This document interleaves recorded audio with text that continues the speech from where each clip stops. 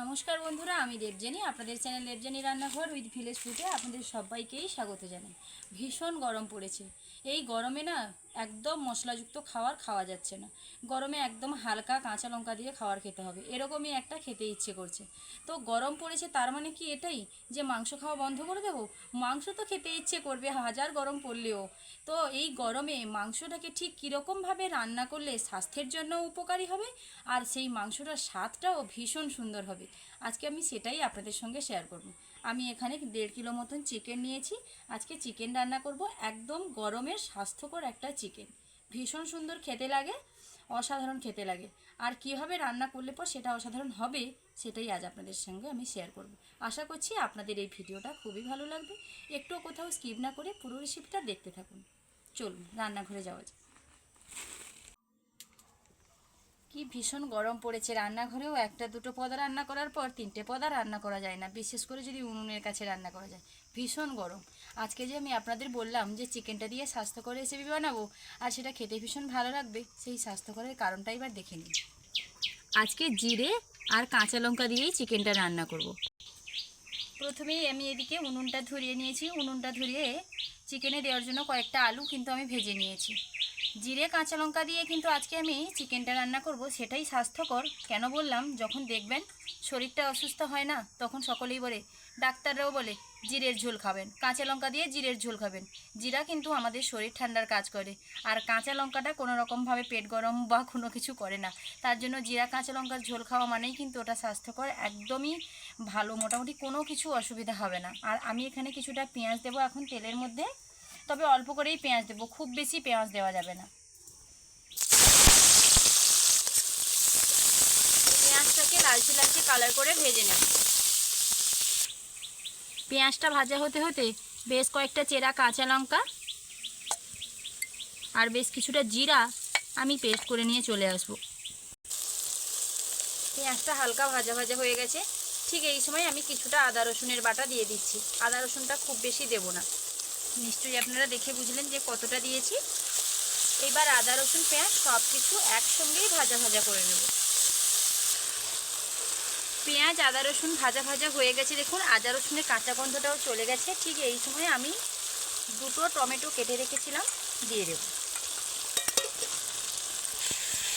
টমেটোও গলে যাওয়ার জন্য সময় দেবো, তবে হ্যাঁ, আমি এখানে কিছুটা লবণের ব্যবহার করব, তাহলে টমেটোটা ঝটপট গলে যাবে।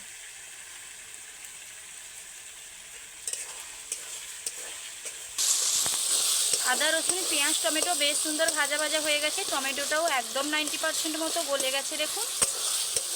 ঠিক এই পর্যায়ে আমি দিয়ে দেব হলুদ গুঁড়ো,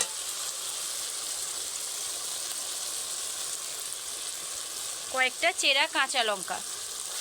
যেহেতু আমি একদমই গুঁড়ো লঙ্কার ব্যবহার করব না, ভীষণ রৌদ্র গরমে গুঁড়ো লঙ্কাটা না খাওয়াই ভালো, স্বাস্থ্যের জন্য খুবই খারাপ গুঁড়ো লঙ্কাটা। তার জন্য আমি কয়েকটা চেরা কাঁচা লঙ্কা আমি এখানে দিয়ে দিলাম, আর কয়েকটা কাঁচা লঙ্কা তো বেটেই রেখেছি। হলুদ গুঁড়ো আর কাঁচা লঙ্কা চেরা দেওয়ার পর কিছু সময় আমি নেড়ে নিয়েছি, একটু বেশ ভাজা ভাজাও হয়ে গেছে, চারদিক থেকে তেল ছেড়ে ছেড়ে গেছে। ঠিক এই পর্যায়ে আমি দিয়ে দেবো ধুয়ে রাখা চিকেন। ধুয়ে একদম জল ঝারিয়েই আমি রেখেছিলাম। এইবার চিকেনটা দিয়ে 3 থেকে 4 মিনিট মতন মশলার সঙ্গে কষিয়ে নেব।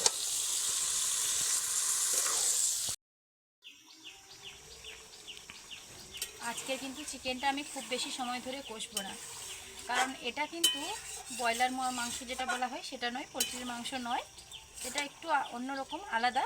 এটা হলো হ্যাচারি, মানে মুরগি হ্যাচারি মাংস এটাকে বলা হয়। আমাদের এদিকে তো এরকমই নামে পরিচিত এই মাংসটা, তবে আপনাদের ওদিকে কি নামে পরিচিত এই মাংস, সব জায়গায় যে একই নাম থাকবে ব্যাপারটা কিন্তু সেরকম নয়। একই মাংস যে সব জায়গায় বিক্রিও হবে সেটাও নয়। এই মাংসগুলো একটু বেশি শক্ত হয় বলে না, অল্প একটুখানি কষে একটুখানি বেশি জল দিয়ে ফোটাতে হয়।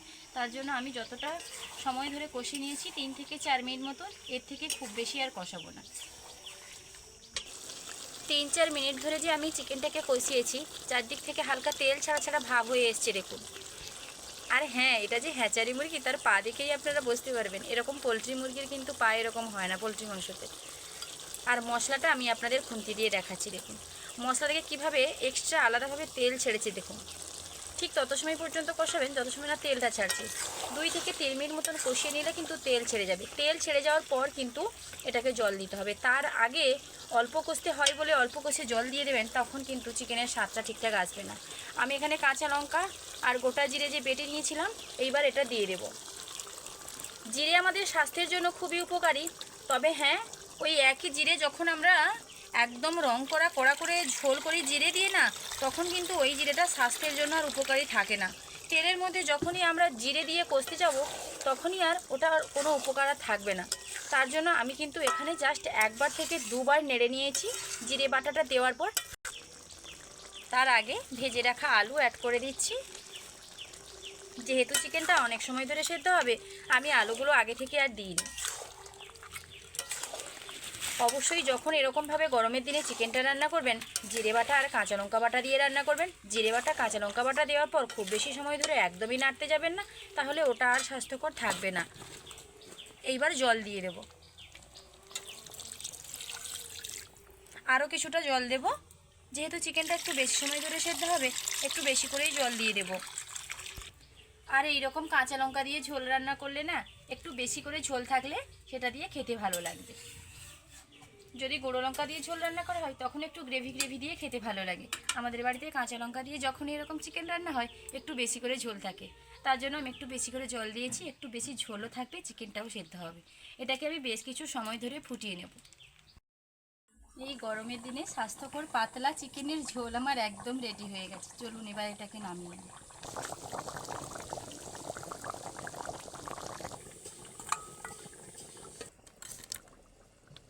চিকেন তো আমার একদম রেডি হয়ে গেছে। দেখুন দেখতে কি সুন্দর লাগছে। আর এই চিকেন থেকে যা একটা স্মেল উঠেছে না, এক থালা ভাত এই চিকেনের একটুখানি দিয়েই খাওয়া হয়ে যাবে। দারুণ একটা স্মেল উঠেছে।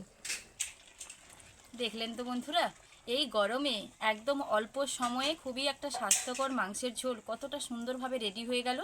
আর কোনো কিছু পদ না রান্না করে একটা পদ দিয়েই কিন্তু এই গরমের দিনে খাওয়াটা সেরে ফেলতে পারবেন। রান্না করতেও খুব বেশি কষ্ট লাগবে না, আর খাওয়ার সময়ও সময়টা অল্প লাগবে। আর সেদিকে স্বাস্থ্যকর তো বটেই। এই স্বাস্থ্যকর রেসিপি কীরকম লাগলো কমেন্ট করে জানাতে ভুলবেন না। দেখা হচ্ছে আবার পরের রেসিপি নিয়ে। ততক্ষণ সুস্থ থাকুন, ভালো থাকুন। আর এই গরমের দিনে একবার হলেও একবার এরকমভাবে চিকেন রান্না করে খাবেন। টাটা।